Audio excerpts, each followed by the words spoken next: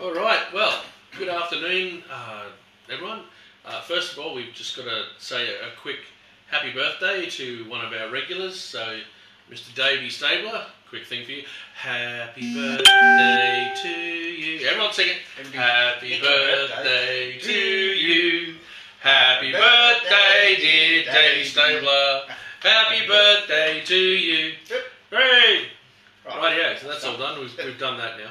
It's hard to imagine you sing for money. Yeah, no, I can actually do a lot better. Put a guitar in my hands. I do good. You do good? I do good. Not lately, due to the fact that there is no performing at the moment. So it's just crazy. You should see if you can get a gig in Fin Bars. I could do that, yeah, but then I'd be taking money out of people who require it to live. So yeah. that would be really bad. Anyway, welcome to today's wine tasting, wine appreciation afternoon.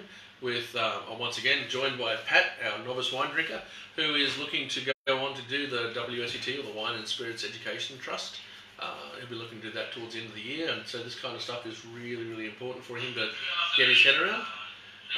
Of course, we've got my offsider for the last 10 years, Dan Kelly, who well, you have to say, he's despite his humble assurances that he doesn't know a great deal, he really does, and he's the knowledgeable one. And due to the phone ringing, we had to just quickly pause there. Sorry, Darren, we're actually in the middle of something right now. We'll give you a call in just a second. Yeah, so what was I saying? I'm the knowledgeable one. Yeah, a bit of a know-it-all, really. You're knowledgeable, I'm the know-it-all, that's right. So today I decided we were going to do a total focus on Bleasdale wines. Now, Bleasdale's been around for quite a while. They were established in about 1850 by Frank Potts, who came over. He was born 1815. He actually was a gunner's mate. And that's probably why they call their Shiraz the powder monkey, I guess. He was a gunner's mate in the Royal Navy, and then came over to Australia in about, I think it's about 1840 he came over. Anyway, he's travelling through South Australia and ended up in Langhorne Creek, where he actually was one of the first wineries to be established in Langhorne Creek. He's actually probably one of the he's the second oldest family-owned winery left in Australia. The oldest being Yalumba. So have a guess. What varietals would you reckon would have been planted in Langhorne Creek back in the 1850s? Or the older styles, and Malbecs and... Good call, but... So like Rieslings or... Again, very good call. But... Shiraz and Verdelho. Verdelhos. The Verdelho, yeah. Do they still do a Verdelho? Well, we're drinking one. I haven't even looked at it yet. So, there you go. The first wine, the Verdelho. They have been doing this consistently since 1850. That's pretty a long-lived sort of... Are they the same vines? Originally, yes, they are all still the same vines, but they've obviously increased their plantings over the time. But in 1890, the second generation of the Potts family occurred. Anyway, they took over and started increasing new varietals, Grenache, Cabernet and Malbec. So 1890 Malbec turned up. Now remember, 1862 phylloxera went through all of Europe. Grapes like Malbec, etc. were just devastated on the European mainland. They turned up later in places like Argentina, South America, the US, but Australia actually had some plantings of Malbec on probably American root stock, I'm guessing, or would have been grafted stock anyway to come over. So it's a Bordeaux grape, but it's grown down in Langhorne Creek, and probably one of the first sort of areas that grew that sort of grape varietal, I'm guessing. But their main, what do you reckon their main production was? And Verdelho and Shiraz, what was the main production usage for those in South Australia back in those days? Usage? Yeah, what was it made? Was it made still wine, sparkling? Still wine. Fortified? I've never heard of Verdelho being fortified. Yep, it's a white port. Is it? Okay, Yep. I'm not saying it. Yeah, so originally, that's it. So they originally made fortified wines. So at the time they could have been called ports, sherries, and Madeiras. So yeah, that was their main production. They also had a still, of all things. Cop that. So they probably got sick of drinking wine. Yeah, I'm guessing they might have. But they had a still too. I saw a photograph of a still. I'm like, oh, that's a still. that's not copper bats. Steel bats. So anyway, they started the production of those grape varietals and were making generally fortified styles, as all wineries in Australia were. Very few wineries were doing just straight still wines. Up until about 1948, when it was established as a company. Why weren't they doing? Why was fortified so popular? Think about the time period, and that's actually the best way to think about wine as well. Think about the time period in which it's getting drunk. What were the main things that were happening around those, the 1800s, 1850, 1890? We're a very small country, and therefore a lot of agriculture, but we also still had a very dominant ship and trading areas, right? So what were ships carrying? They weren't carrying still wine, they were carrying rum, fortified wines. Madeira, port, sherry, all those were on board ships.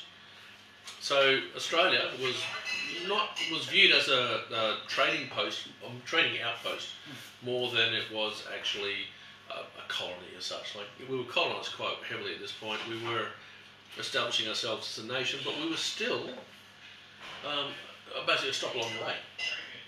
You use the Roaring Four, you used to go underneath South Africa, fly all the way to basically West Australia, go around underneath South Australia, up to Sydney, and then from there onwards to the islands. So that was one of your main trading routes. So as I said, they were making fortified. So whenever ships would stop in, they wouldn't be buying wine to ship on, they'd be buying ports and cherries and things like that. Oh yeah, that was the whole point of it, because your still wine lasts, or you've seen oxidised still wine. If it's in a barrel roll around the bottom of the ship, it's probably not good. But with increased alcohol, it's much more protective. And in fact, the flavours are a lot better, because we talked about when you make a port, you can either bottle it and bottle age it, and it can sit in bottles and travel around the world, and actually the longer it's in the bottle, the more it develops. Or if it's in a barrel, it becomes a tawny. And tawny, a wood age, is heavily oxidised wine. And that's what they knew was going to happen to the wine. So protecting it with alcohol, it turns into a tawny, which was quite a beloved drink. Sweet, sugary, lovely. So in 1948, after World War II, Bleasdale was established as a company, which means it became incorporated. And they actually followed all the company laws. Table wines were introduced, and the winery raced to adapt. At this stage, to provide post-war employment. So the current cellar door and spirit store were added. So that's the spirit store I was talking about. Bleasdale also took on a number of Greek migrants who were not only very industrious, but they also built houses and other additions to the winery. As in hired them, not took them on. I think they took them on because at the time it was work. They had to find work, and therefore I think they were granted a parcel of land. I'm not 100% certain, but I'm pretty sure they were granted a parcel of land to work, but they needed a sustainable income, which is what Bleasdale took them on.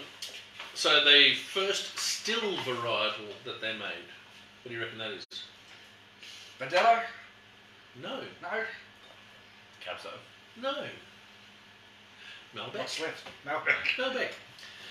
So that's 3 out of 3 gone so far. Yeah.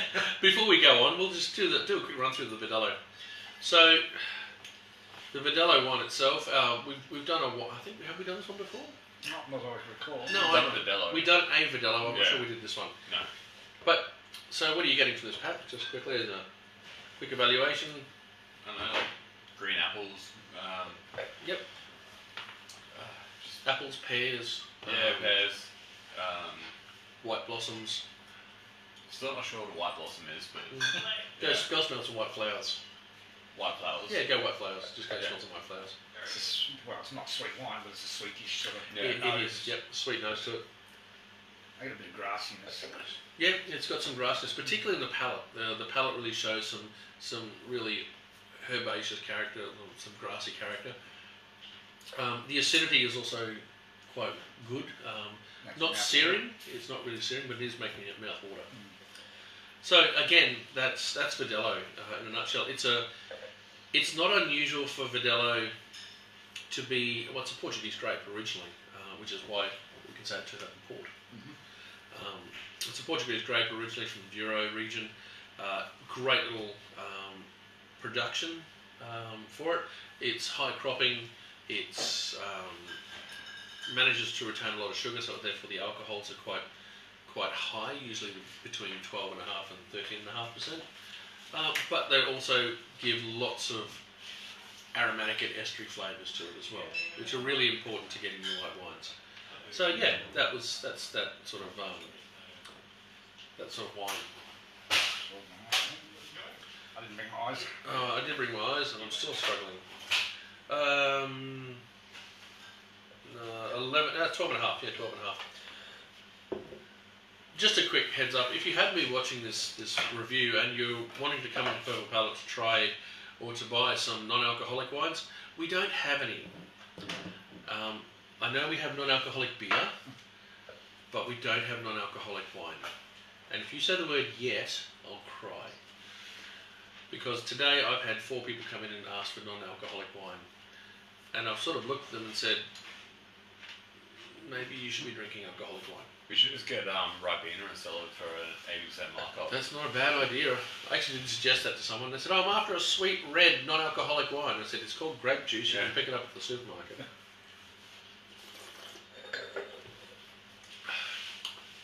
Great little wine. It's got acidity. It's got fruit. It's got character. It's really good for a hot afternoon. It's good with a little bit of tapas. Yeah, lovely wine. I'd find if you are in a white lineup and you're looking for different indicators for what your wine can be. If you see apples and pears, if you see pear, you're going to look towards Pinot Gris or Pinot Grigio. Yeah. If you see apples and pears, it can sometimes mean Chardonnay, so you're looking for texture after that. If it doesn't show texture but it shows acidity, you look at Verdelho. Okay. Is Verdelho grown much in Australia? Because I don't see too many varietals carried. If you're a Queensland winery, yeah. In fact, the wine that Queensland does really, really well is Verdelho. Robert Shannon is probably well, from my mind, is probably one of the best Verdelho growers and wine producers in Australia. And he's in the Granite Belt. So he's great. There's also, Verdelho is one of those sort of wines that will turn up in South Australia occasionally, but if you want to see classic sort of style of Verdelho, Queensland. It's actually one of the few wines from Queensland that I go, that's really worthwhile. Good. So maybe we should get some of them. Right, Robert Shannon's we have him. Oh, okay. Actually. Or we had him, I should say. I order a couple of cases, generally once or twice a year, because unfortunately, as you're saying, Verdelho is not a really well-known varietal. I quite like it. I think it's a great little varietal to have. But again, if you're after something textural, you go for Chardonnay. I still prefer that to like a Sauv Blanc. Oh, far and away. Yeah. Far and away. I shouldn't be so disparaging because Sauv Blanc has really made the wine industry go really well ahead. But yeah, I prefer this every day to Sauv Blanc. Unfortunately, if you say to someone, oh, would you like a Sauv Blanc or a Verdelho, they'll go, oh, Sauv Blanc every time. So I don't know what a Verdelho is, generally. Yeah. Which is half the reason we do this, I guess. So. But then if someone comes in and is like, I'm just after a nice white for afternoon drinks. Yep. Yeah. Well, that and Riesling. Yeah. I mean, the major difference between this and Riesling, apples and pears, Riesling's lemon and lime. Yeah. And I make it sound really easy, but when you're in a situation where you're forced to try and evaluate wine, and you've got on this head all these different indicators of what they should be, I find the best way to deal with that is to stop thinking about it. I'll actually write down all the different types of varietals quickly on a sheet of paper, all the major ones anyway. If it's white, I'll write all the whites down, and then as I drink the wine, I won't go, oh, is it this, and this. I'll actually write my note for it. Or you cross out what it can't be. Yeah, you can work backwards. That's one way of doing it. But generally, I go, okay, what's it got? Has it got lemon and lime? No, that's Riesling out. Does it have texture? No, that can be the old Semillon and Chardonnay out. Is it an unwooded Chardonnay style? It has to have a bit of malo generally to sort of show. Is it Sauv Blanc? Does it have passion fruit? Does it have gooseberry? Does it have those really searing acidity in the back? No, it doesn't. And it's you cut your pear list down really quickly. And if you drank that, and you went, oh, apples and pears. Oh, apples and pears, what's that? Well, it could be a Chardonnay, it could be a Pinot Gris. Try it again. Acidity's quite high. It could be a Pinot Grigio version of a Pinot Gris. Chardonnay hasn't got the texture. Maybe apples and pears, and at this point you're sort of tossing a dice between the two of them. Yeah. But obviously, Pinot Grigio and Pinot Gris is usually a lot more neutral style, and this has more than just some simple flavours. It's got quite a few different flavours to it. So that's how we break that down. Yeah, the other reason I did this today is Halliday's just released his 2021. Hello, how you doing? You're always sitting and drinking. Only on Wednesdays. And Tuesdays, Fridays. This is what happens when clients come in and see us drinking all the time. It's terrible. It's a job we're paid for. Yeah, no, terrible. We probably do it for free, but don't tell the boss that, whatever you do. I've got some. Oh yeah, I said I've got some new ones. Nice. They just came in today. Good. I just got to get it out with that. If you're after cigars, we do those too at Purple Palette.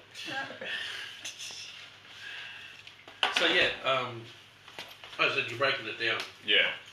So it's actually one of those things that apples and pears. I think it's one, yeah. Done. Just take the box. Oh, well, yeah. It's the same price? Yeah, of course. On Wednesdays. Yeah. Great, thanks. Here we go. There you go. They're all yours now. Great, okay. No worries, you have a great day. I will, you enjoy yourselves. Oh, we generally do. Yeah, it's pretty good. See ya. See ya. So, as I said,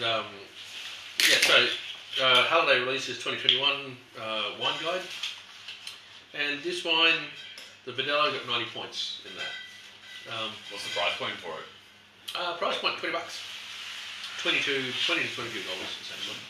I find it to be a great little wine. I mean, like, just a really lovely wine to drink. Just a little cracker. So, yeah. Is that the most recent? That's just the most recent one. It's just come out. Just literally came out 3 days ago, 4 days ago. So that's when I heard all the accolades these wines have got. I thought, oh, let's put them up there and get it out there. So what we'll do now is we're going to just pour up the next one. This is the Malbec. The colour is lovely. Actually, I just tried a lovely little Argentinian Malbec today from one of the wine reps, and I want to see what this looks like in comparison. So where were we up to? We were up to 1948 when Malbec was actually the first red varietal they produced in 1961. So in about the 60s, that's when wines began to be made in still styles, because we'd actually developed enough of a enough of a trading market in Australia to warrant the production of still wine. We were selling wine actually inside our own country. So still wines began to make a big mark. So when you look at the wine industry as a whole, you're looking at, for Australia anyway, you're looking at 1960 onwards. Before that was pretty much fortifieds. And in fact, we drank fortifieds almost up to the mid-70s, as in consistently. What was the main? Sherries? Sherries, ports, Madeira styles. So yeah, that's actually. So we have talked about this in fortifieds, but do you remember the difference between ports, sherries, and Madeiras as a basic idea? Sherries are the. Oh yeah. I don't know. Sherries are the dry one. So remember, just when it comes to making wine, you've got sherry styles, which is you fully made the wine, made it till it's dry, there's no sugar left in it, and then you fortified it. Yeah. Ports, you've let it go a little bit, and still have lots of sugar, and then you fortified it. Yeah. That stops the fermentation. And Madeiras, you remember? I don't remember. Can be either or. Generally, it's to do with the grapes, Cercigal and Verdelho and things like that. You stop the ferment using alcohol to do that, but then you let it cook. You actually heat it. So it tastes soft to start with. Yeah, it's estifumé. Yeah. So, yeah. Nah, not for me. So that's your ports, sherries, and Madeiras. They're the three different ways of making it, essentially. That's without diving too deep into it. Okay, so Bleasdale made the Malbec in 1961. They put in steel tanks and refrigeration in that period as well, and sparkling wines entered into the culture. And in 1964, Bremer Gold was released. and the first of a large range of bubbles, including their sparkling burgundy. Now, do you remember why you can't call a sparkling red wine sparkling burgundy? Doesn't come from Burgundy. That's correct. And what's the other reason that you reckon it would probably not called sparkling burgundy if it's made out of Shiraz? It's not Cab. It's not Merlot. It's not Pinot Noir. Oh, Pinot Noir. Pinot Noir. Burgundy is Pinot Noir. Alright. Okay. So in 1995, the red wine range was finally given the names that you know today. How long is this Pleasant Drinking? Which one's? Oh, is that for the Malbec? Is it, Helen? Because there are two Malbecs in the range for these guys. They've got this one, which is sort of the entry level one, which has got some really lovely flavours. It's still quite perfumed and a little bit lighter in body. But the next one up, about the Generations, I think it's called, is actually really plush and plummy and dark. But the nose on this is fantastic. It is really plummy nose. Yeah. It's almost a juby. Yep. You think it's going to be sweeter than what it is. Exactly. Well, with the Generations, it's bigger again. So, it's lovely. What's with the names? Okay, this is Pot's Catch Yep. and Second Innings. So, I'll talk about that now, I guess. So, when it comes to their wines, they name them generally after the Potts family. But the Videla was the Potts Catch. Frank Potts was a mad keen boat person. As I said, he was a gunner's mate in the British Navy.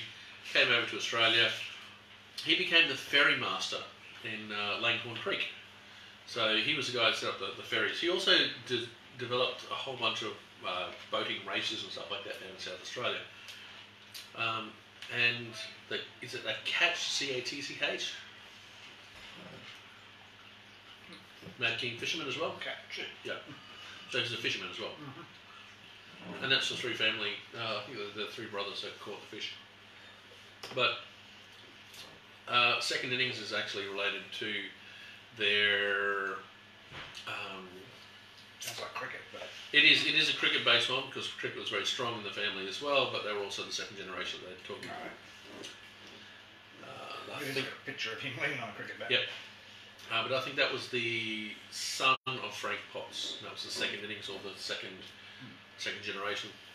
But you'll find Frank Potts, I think it's Cabernet, there's the Powder Monkey Shiraz, all named after the family. The interesting part for me, though, is why do you reckon it's called Bleasdale? Anyone have a clue? That's what I thought would have been the area. Yeah. No. It's in Langhorne Creek, founded by the Potts family in around the 1850s. Anyone have a clue why it would be called Bleasdale? No, was not born. No, I wasn't there either. But no, it was actually supposedly, and this is just apocryphally, named after the Reverend John Bleasdale, who was a scientist, what's it called? Yeah, you know it all. You tell us. I'm trying to think of the exact word for it. Basically, he was actually said we should be able to drink. What's it called? So He was against prohibition. Yeah. Anti-prohibitionist, essentially. And he was a reverend. And he was a reverend. Let's face it, he couldn't do much else. So he and also he was renowned in Victoria. He became a bishop in Victoria for a while as well. Did we have a prohibition in Australia, or was it for the American? No, it was more to do with temperance. He was temperance. He was the anti-temperance. Yeah, and I don't know why he would have named it up. I have no idea why. They never met, supposedly. So why they would have been named after him, I have no idea. Maybe it's the ideals that he showed, but he thought that was a great name for them. So, could have. Well, that's what I thought too. Can't believe I didn't know that. Yeah, he lost a bet. Well, that'll be it. But yes, so what do you remember about Malbec, Pat? Helen was talking about the Videla. She liked. Oh, excellent. Yeah. I was going to say, what's your take on the Malbec, Helen? Do you find it lighter than you were expecting from the nose, or do you think it was far, maybe it's about what you thought it would be? Because I stick my nose and go, oh, this is going to be huge. Yeah. And then I taste it and it's like, oh, it's very light. Yeah. Yeah, it's not as big as I thought it was going to be. You can still taste plum and stuff. Oh, you taste plum. It's actually really lovely, but it's a lot lighter than I was expecting. But as I said, for a Malbec, it's just excellent. I mean, it's a great little barbecue style wine. You still get a bit of the meatiness or earthiness at the back of it. Yeah.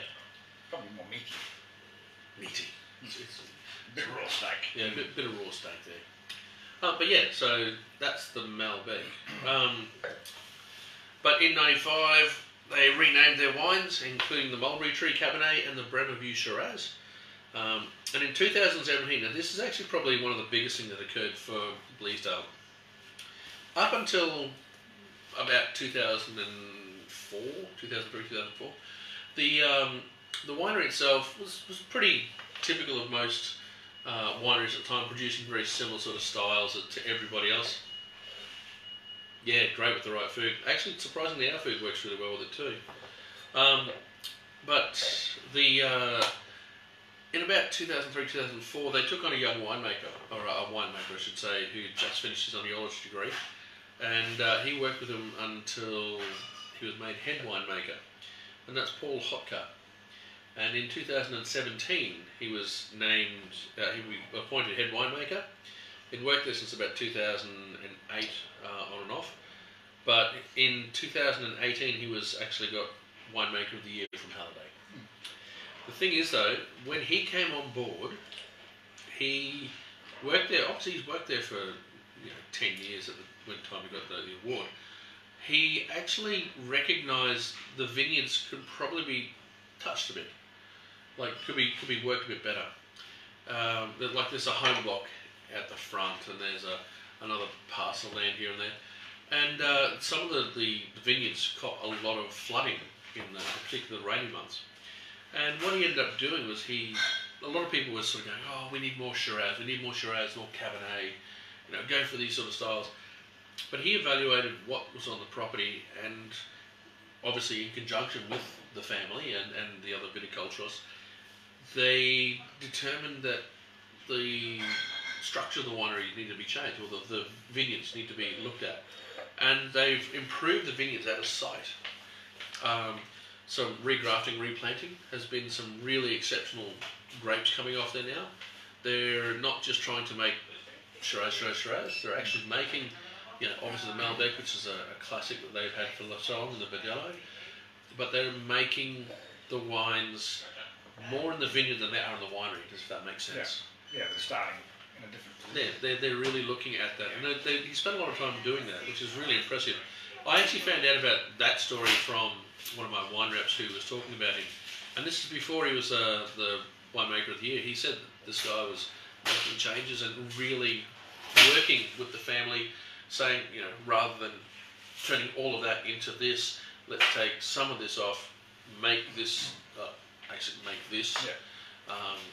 to get people into that sort of style, so then they can work their way up to the bigger Malbec that they've got.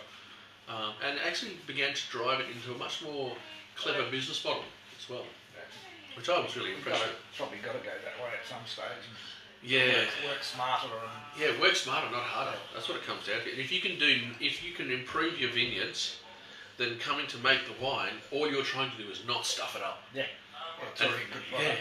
You don't need to throw too much additions and additional money at it. And that's one of the big things when it comes to making wine. It costs money to make. Dry goods cost money, and dry goods are probably one of the major expenses you've got. So therefore, if you can avoid using them because you've done a better job in the vineyard, happy days.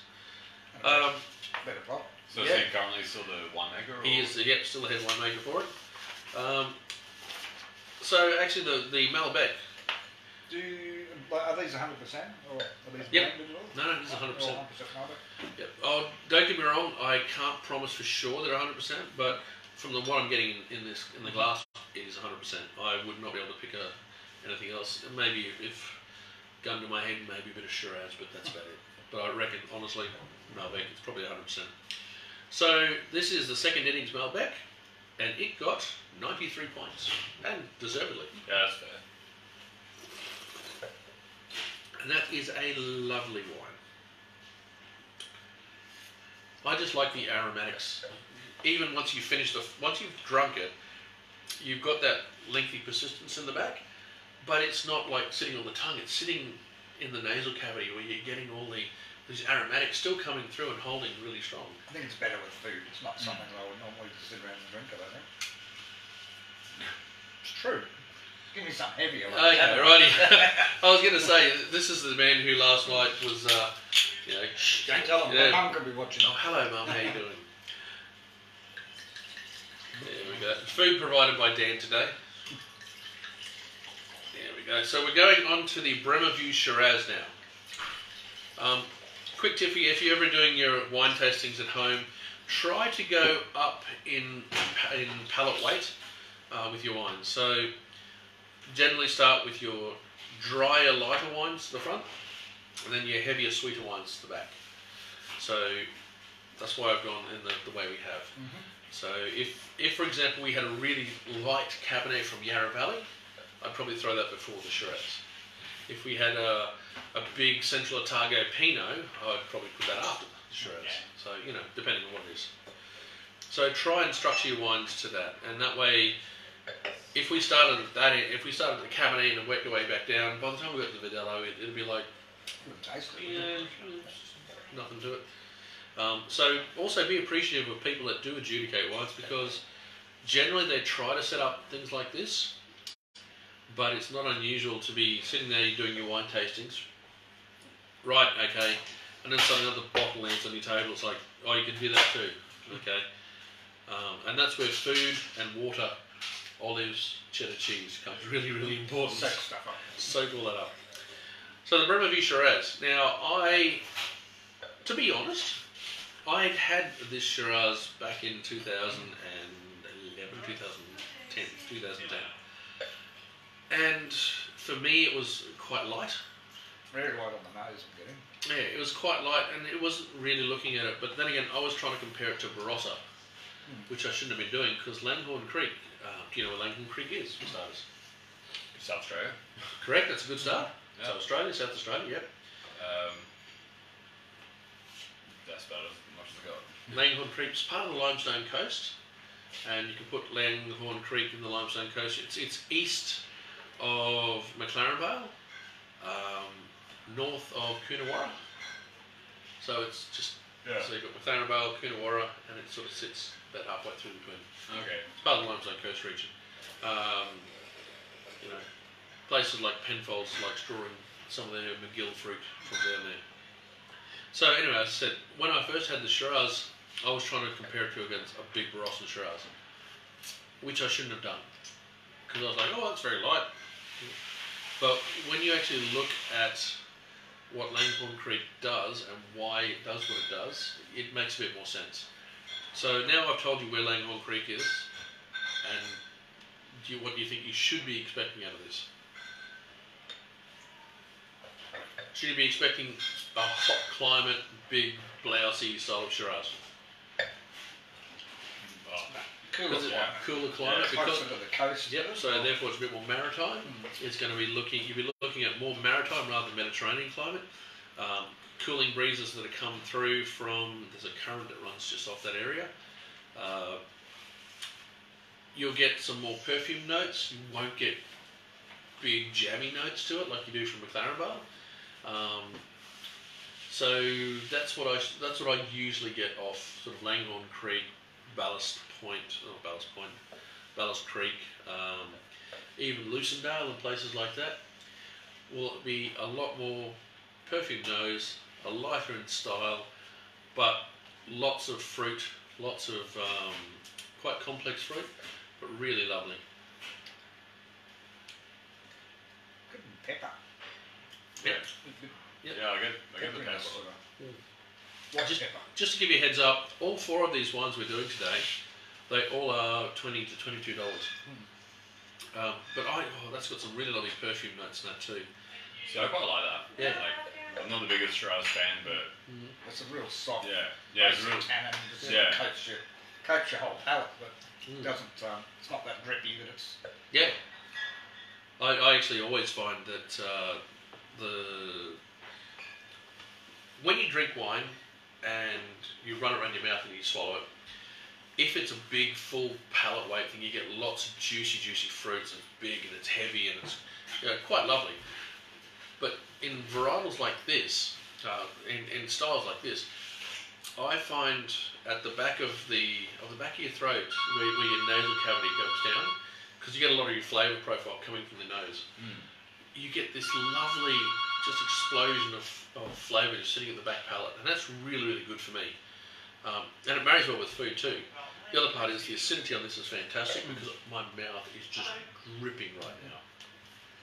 The tannins are lovely, they're soft, rounded, they're not big dripping tannin. It's very easy to drink. Very easy to drink, just really beautiful. Yeah.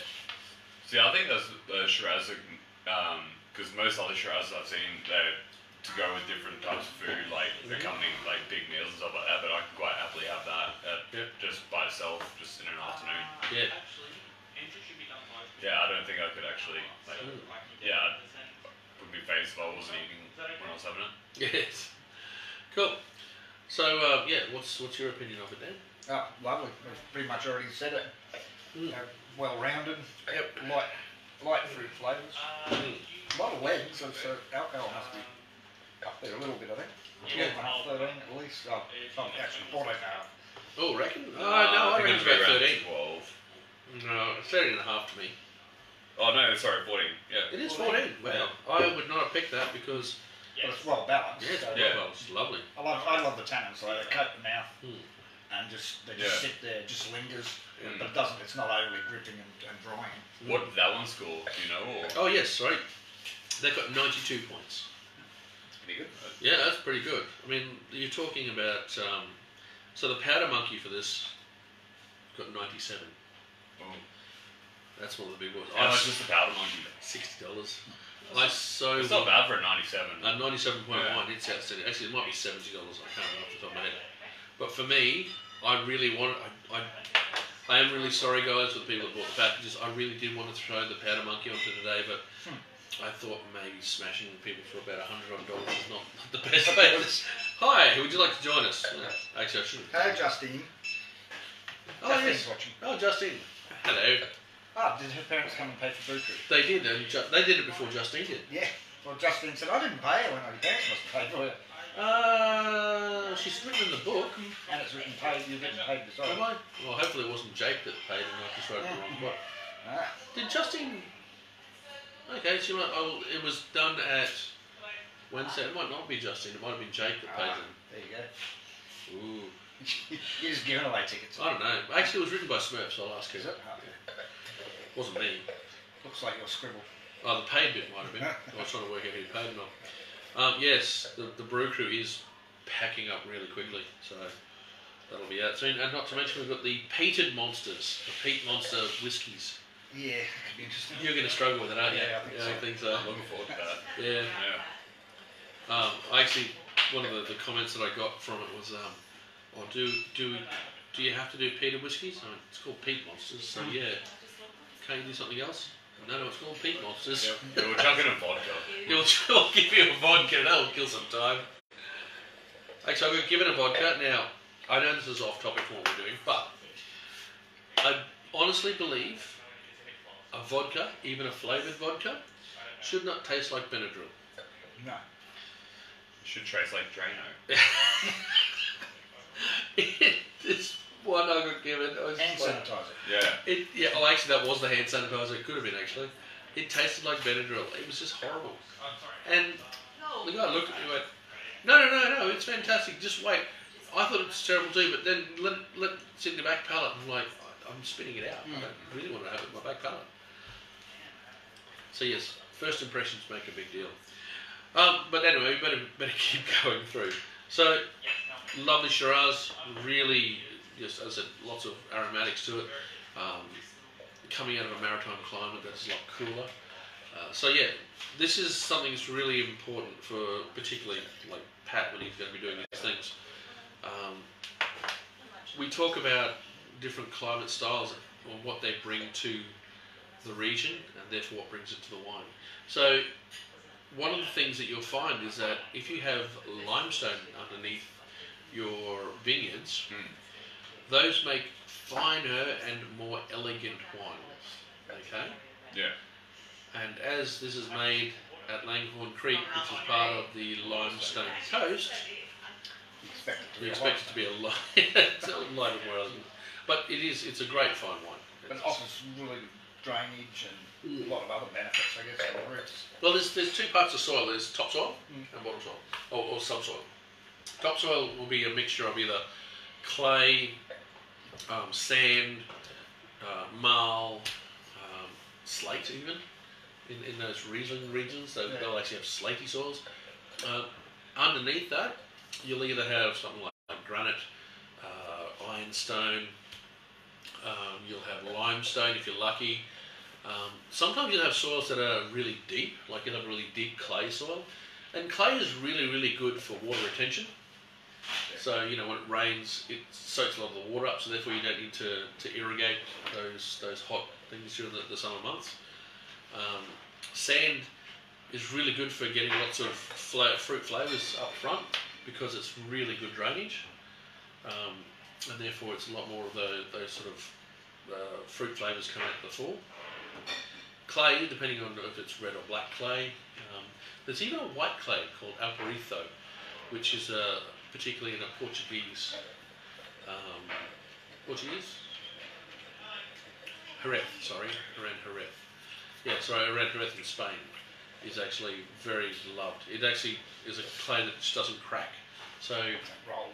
Do they actually use that for pottery? Is that? Yeah, I think that's too actually. That style of clay, yeah. Then you've got obviously river rocks. You've got galats, which are in Beaujolais, which are like round stones, river stones. They're just strewn throughout the vineyard. They're really good for reflecting heat from the sun to underneath the things. Not be the gardener trying to dig holes and plant things. Oh, bugger that! I actually was at Chateau Castle in France, in the southern Rhone region, and I went for a walk through the vineyards. It's the only place I was fearing I'd break an ankle, because the whole thing is glass. These river stones, and between that size and that size, just lovely smooth stones. So you're walking like you're tottering on high heels the whole way around. Roll an ankle. Yeah, roll. I actually damn near did. It was really difficult, and it's hard to work too. So, but yeah, the subsoils make a really important thing. The subsoils are when the roots get down to it, they draw the minerality. That's the thing that actually gives you your minerality. That'll bring a whole bunch of flavours to it. Well, the topsoils will more to do with drainage, water retention in the hot months and things like that.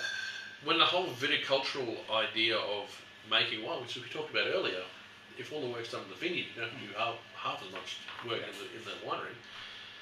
You've got to be really aware of your geological soils, and then you've got to be aware of your microclimates. So when you're going into the vineyards, where's the sun coming in? Where's the light hitting? Where's the wind coming through? Is there a road nearby that old petrol tractors drive past every day? Diesel trucks, and things like that. Yeah, it's actually really funny. When we were going through France, I actually was in a winery.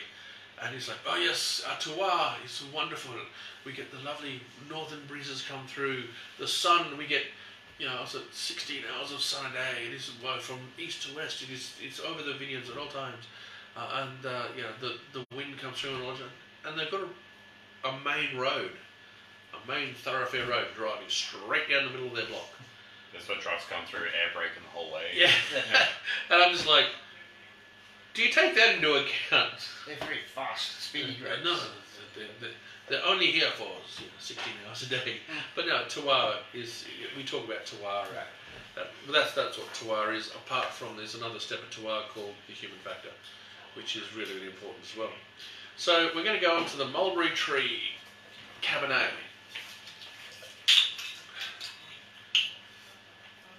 It's a bit of a rambling class today, I'm sorry. This has been a weird day, it really has. you talk about trucks and that driving through. Yeah. We've been to a few vineyards where they play music. They've got an experiment. One side of the part's got classical music playing to the grapevine through a little speaker underneath it. The other side's got heavy metal rock. The wine tastes completely different, really. Yep. Well, I remember they did a experiment a while ago where they got two plants, put them in a soundproof room, exact same soil, exact same like watering regimes and minerals and stuff like that. They had like 20, 25 plus different plants. I think not even more than that. They played them just people talking in different accents. Apparently, the accent that helped grow the plants the most was Geordie accents from Newcastle. What? In England? Yeah, I know. Yeah. And apparently it's the thing, like Georgia was saying when she was over here, people who, if you were selected for like phone help lines and stuff like that, it's a big plus if you're a Geordie. Because apparently you just have a nurturing sort of like... what does a Geordie accent sound like? Put one on. I couldn't do one. I'd probably get sued. No, it's just like that, like really like lovely, like... Yeah, I'll play it after the thing, but... I know Welsh accents aren't really... They're not so much an accent, but an attitude. Yeah. Because, I mean... The like, more north you get, the kind of like more jaunty, like... Okay. Yeah, apparently terrain has a lot to do with accents. But yeah, once you get up to Newcastle, just really kind of flowy, and it's before it gets to the abrasive level of Scotland. Oh, now, come on. Yeah, it's abrasive. It's abrasive, fine. Yeah. No, I have to admit, like, Welsh, because I'm actually Scottish and Welsh, and the Welsh accent is more of an attitude than it is actually an accent, because it's like, even on his happiest day, he sounds like he's in pain. Mm. I would like to take you, my love, on this You sound day. like Akbar, the dead Yeah. turtle. Yes, Akbar the dead terrorist. Oh, we can't use that anymore. That is so gone. So, actually, while we're here, we're going to do the Cabernet quickly. Probably should try it, yeah. Alright. So, Cabernet. Now, what did we just say about the region, Pat? With the limestone. Yep. Yeah, like really light. No, not really light, mate. It's fine, elegant. Fine, elegant. Yeah. And the other big part, it is what type of climate? Oh, maritime. Maritime. And what other maritime climates are there in Australia? Margaret River. Yes. McLaren Vale. Right. So, what does Margaret River do really, really well? Cab Savs. Yep. And Cabernet. Cab Merlots, Cab Savs, and what is the other most famous maritime climate in the world?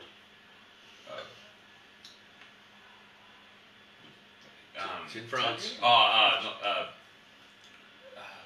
The Cab Sav one. Bordeaux. Yeah, Bordeaux. Yeah. And it does Cab Sav. Yeah. So it's just ticking all the boxes without even trying it. This is sort of ticking the boxes for a good Cab Sav. So unfortunately, this is where your brain goes, let's see how good it can really be, and you can oversell it to yourself. But you already started to compare it to.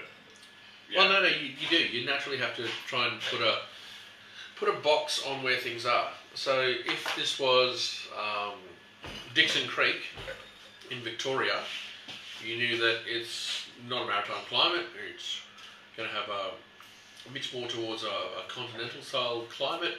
It'll probably be a lot lighter because it's from a cooler area. So you adjudicate that Cabernet on the region. Yeah.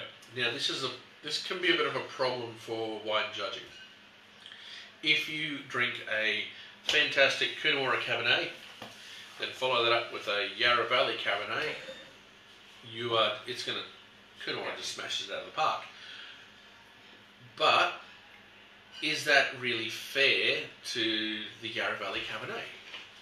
It's a good region for Cabernet, but it's a lighter, more perfumed style of Cabernet. And this is where wine judging can be painful. And that's why I quite like wine judging in regions that, like, it's a regional wine show. I know that we will talk about the Melbourne wine show, the Adelaide wine show and all this, where everybody from all around Australia and even internationally send wines to it to get adjudicated. But if you are going to look at what is the best wine coming out of Barossa, you would go to the Barossa wine show. Yeah. If you you're can't compare it to a you really Coonawarra or yeah, you really shouldn't be comparing it. If you want to know the best Cabernet or the best wine coming out of Coonawarra, you go to the Coonawarra wine show. So this is where some of the wine adjudication that can be really, really difficult. And it also is some of the reason that you might find you disagree with certain numbers that are put onto things like Halliday. We've had many discussions and arguments over the years about, oh, how dare he give this points to this wine and not this point, and like that's so much a better wine. And you look at it and you go, well, actually, no, he's adjudicated that completely correctly.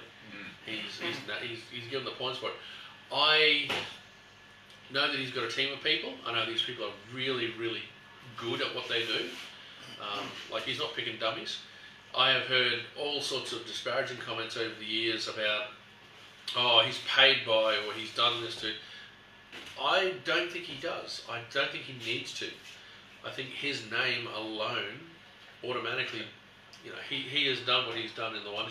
And he's very honest in his book. You open the book up for, I think it's Brokenwood, and you look at Brokenwood, and he'll even say, I used to own Brokenwood. I was a part owner of Brokenwood. So therefore, I'm not going to, I'll take my adjudication as it is. Some wines I don't think he does get the chance to drink. Maybe he'll rate them on what they have been previously. But I don't know. And I would hate to think that was the case because...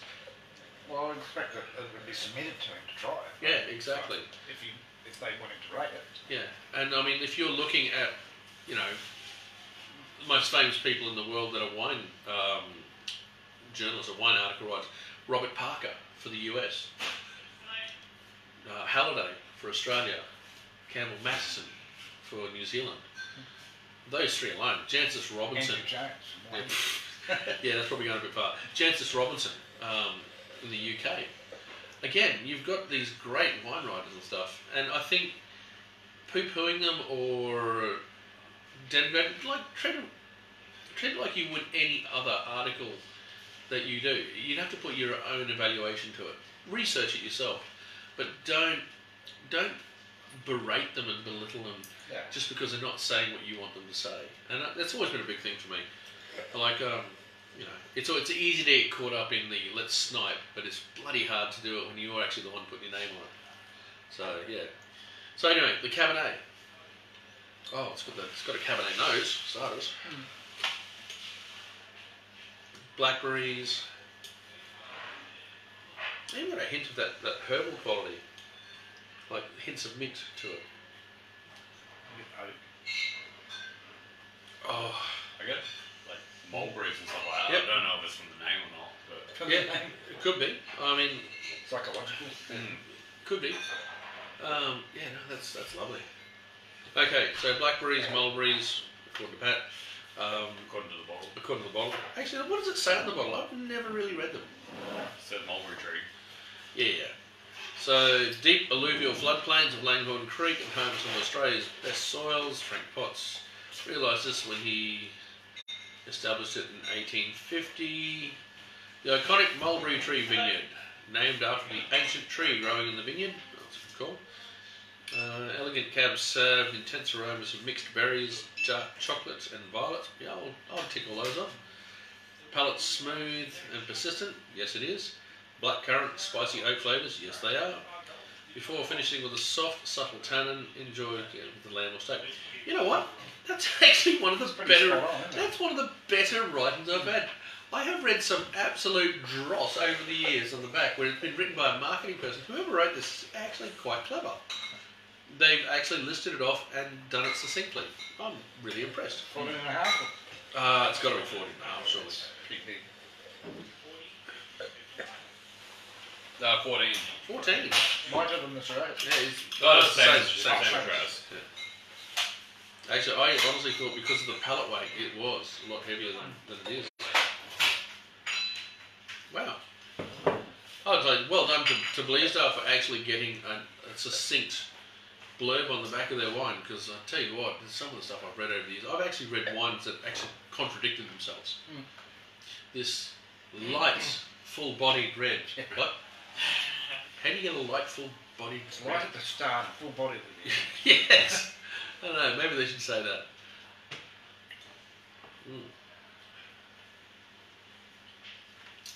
On the palate, it's spicy. Notes of cedar in there as well.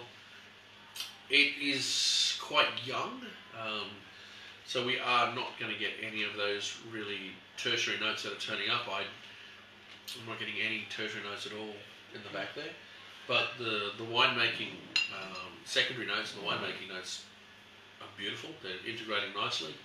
The fruit balances off quite lovely to the alcohol and the acidity. And the acidity is quite good too. Like it's not making my cheeks water ridiculously like the Shiraz did, but it's certainly there. It's balancing off quite nicely, which is Cabernet as a grape is a lot more higher acidity. I reckon with the aromatics that he's got to this, probably take the lid off is good. With the aromatics that are in this wine as well as the flavour profile, they'll probably pick this one physiologically spot on, but I reckon that they would have left it, they'd probably put parcels from later picks as well. So yeah, and this actually scored 91 points from Halliday. Actually, do you agree with that? Okay, so we've tried the 4 wines, and Videla got 90, this got 91, Remavieux got 93. What are the... And the second innings got 92 for the Remavieux and 93 for the Malbec. So remember what we talked about with balance, length, intensity, concentration, typicity, and wow factor. So do you think is that about right? So we'll sit around like 91 to 93, wasn't it? They're 90 to 93 points is where they're all sitting around. And by the way, if you can crack I think 90, the Shiraz was better than the Cabernet. So you do? I first, like the Cabernet was my favourite so far. Yeah. What about the Malbec? Yeah, it was good. What did the Malbec score? It got the highest with 93. Oh, okay. I thought the Shiraz was better than Malbec. Yeah. I actually quite like the Modelo. Yeah, I thought the Modelo. I think the Modelo actually should have scored a lot higher than it did. Not a lot higher, but another point or so. But do they score it in categories of varietal? So yeah, that's typicity we're talking about. Yeah. So you talk about balance, length, intensity, complexity. Yeah. Balance, length, intensity, complexity, and then typicity, how typical it is of the region and of the varietal. And then did you really enjoy it? If you really thought it was stunning, that usually pushes up to 98, 99 sort of points. For me, I thought the Videla was excellent. I'd probably leave it about 90, honestly. I think maybe a point more. I just haven't had many Videlas. So it's one of those varietals that's hard to deal with. I actually would have, and this is probably just me because I have had the next step Malbec, I probably would have put the Malbec at about 91, 92 points. Pete's really happy with the whole range at that price. Well, yes, Lovely I was going range. to say, at that price particularly, it's extremely good. I mean, well, actually, Dan, do you want to give the news for your favourite winery? Yeah, we're doing Yarra next week. Yes. They just scored, their Shiraz just scored 95. 95 points for their Shiraz. Shiraz. And what else in the wood they get? The Dark Horse. Dark Horse Vineyard? Or Dark Horse Winery of the Year. Holiday. So yeah, I guess that just means they came out of nowhere and went, hey. No, they're always the ones that they're called dark horses because they don't they're not playing in the same pool as the other guys are. So they're not trying to win competitions. Well, generally, no. I knew I was on a good team. Yeah, I was going to say. Well, if it was on sales, I guarantee the Pinot Grigio would be the best one they ever did. Definitely. Yeah. And it's growing still. Yes. Oh God, do you mind? I have to order some. We have to order some more again. Yeah. Well, you only bought 3 this week. Yeah, I know. We need to buy but we 3. picked up an extra 2 last Thursday. We got 3 last Thursday. 3 Thursday. But so, all right. What do you reckon the wine of the day is for you guys? I'd go to Shiraz. Yeah, for me the Shiraz too. Shiraz? Yeah, I'd go the Shiraz. My second favourite would be the Cabernet, and the third favourite would be Videla. I think the Videla is really lovely. If you've got any opinions on what you think the winner of the day is, please send it through. We'll take that definitely into account. But for me, I think the Shiraz, I like the Shiraz because it's not the same sort of Shiraz you can pick up in South Australia. Yeah. Well, Clarenvale is very obvious. Yeah. Barossa is very obvious. But this one is actually really lovely. A bit lighter in style. A bit more food friendly as well. And I find it just a really excellent one. Peter's gone Cab Sav. Cab Sav, yeah. I actually does that number 2 for me. I actually am surprised the Cab Sav didn't get more points. I would have put the Cab Sav at least 92. At least up to the level of Shiraz. and this is where it gets interesting when it comes to adjudicating varietals that aren't common. You're naturally looking at trying to push those points up because they're not a varietal you drink all the time. You're trying to pair them or something. Yeah. And usually if you're drinking a varietal that's not common, they're usually above average anyway. Yeah. Like if people are making a non-common... An uncommon sort of wine, yeah, definitely. But I mean, if you were in Argentina and you had that... The Malbec. Yeah. Yeah. Oh, I can't... You'd be up against a whole bunch of Argentinian Malbecs. That would be an I actually haven't even had a Argentinian Malbec. Oh, yeah. Are they different to... Oh, no, we have. We did say. We had that finger which you loved. The Finca? Yeah, we had that. That was not the last one, the one before. The barbecue one. Barbecue ones. Yeah, we did the Malbec, which you I select was the winner. Yeah, I didn't realise it was Malbec. Yeah, it's Malbec. So there you go. So you've had one. Yeah. Well, and that was apparently I like them. apparently I like it. Was a long day. It was a good day. Anyway, I think on that note, we might just have a few more drinks and. Lynn Ferguson. Camp Sav, she says. Yeah, no, Hey, my mum. Lynn. Yep. Yeah, that's my mum. Hey, mum. How's she doing? How are you getting the wines out of Blackbot? How's she They getting haven't invented wine out there yet. Oh, come on now, Pat. That's harsh. They barely got electricity last week. What? You're kidding. Yeah. Actually, Pete, not Pete, sorry. Yeah, Pete Frolic used to own. John Lobbin and Pete Frolic used to own a place out of Blackbot. A lot of people own places out of Blackbot. Well, they lived in Maloney, but they used to go up there for... Yeah. What is the area like? I think I drove through it once. Oh, yeah, you probably blinked. No. Well, like, on the way, when I first moved to Maloney, I had to drive back in a little Mitsubishi Mirage, and the floods had come through. Yeah. Was that the one that took out the range? Yeah, it took everything out. Yeah. I had to drive. I drove from Rockhampton all the way down. I got to Nanango, and I'm like, oh, I can't cross that. That's too deep. And the postie driver said because the big postal truck said, just right on my tail. And I went, okay, so he broke the water for me. I drove after him. At least it was coming in. It was hitting the back of the car as it coming back around. And I remember we went through Blackbutt. And I remember it was a very up and down. It's actually a higher elevation than Maloney. Yeah, that's what I thought. Yeah. I remember driving down the street, and at this point, my cats, who I dosed up with tranquilizers, came around, and it became a bit of a nightmare. Your mum says, "Hey there." I tell you what, your son is doing very well. He's learning a lot about wine, and looks like he's had a bit of a beard trim going on there. Yeah, Laura made me go her hair. Under the thumb already. Yeah, I know. But no, seriously, Pat's doing a really good job, particularly learning about wine and doing this kind of thing. So, I'm really, really proud of him. He's doing really well. But anyway, we might turn the camera off and just talk silliness to each other and have a drink. But drink well, drink like a savvy. Cheers. Cheers.